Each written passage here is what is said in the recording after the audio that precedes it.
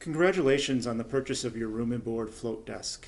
We would like to share a few best practices for ensuring optimal performance of your float desk. The float desk uses a tension control system to function. The paddle controls the braking system. Squeezing the paddle disengages the brakes, allowing you to move the desk up and down freely. The desk is preset with the tension close to minimum.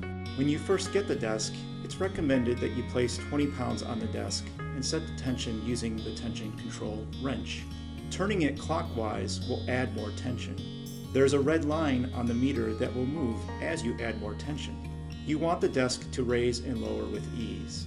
Once you have placed everything that normally will live on the desk, you want to readjust the tension accordingly. You never want to over-loosen or over-tighten the tension. The red indicator should always be visible on the meter. If you find the desk is on an uneven floor and wobbles, underneath the legs you will see 4 feet that are adjustable.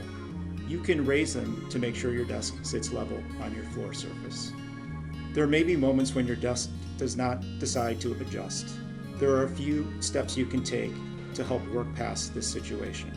On the left side facing leg, you'll find a safety pin that's used to transport the desk. Make sure that it is removed. The desk won't move with the pin still in place. Another option is to try adjusting the tension to see if there's too much weight on the desk at the current tension setting. Make sure the tension isn't over or under tightened. If you can't see the red tension line, there's a chance you have gone too far and may have snapped one of the cables. Another step you can take is if the desk ever pops up too fast and gets stuck at its highest position.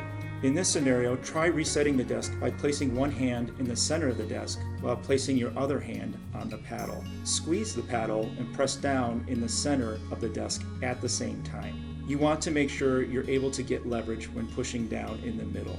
You should hear an engagement or a click. This should allow the desk to move up and down again. If that doesn't work, there's a little washer on the back of the paddle. If you turn it a quarter turn clockwise, it could also fix what's locking up the desk. If there is ever a scenario that doesn't fit any of these troubleshooting best practices, please feel free to give Room and Board a call so that we can help come up with a solution for your float desk.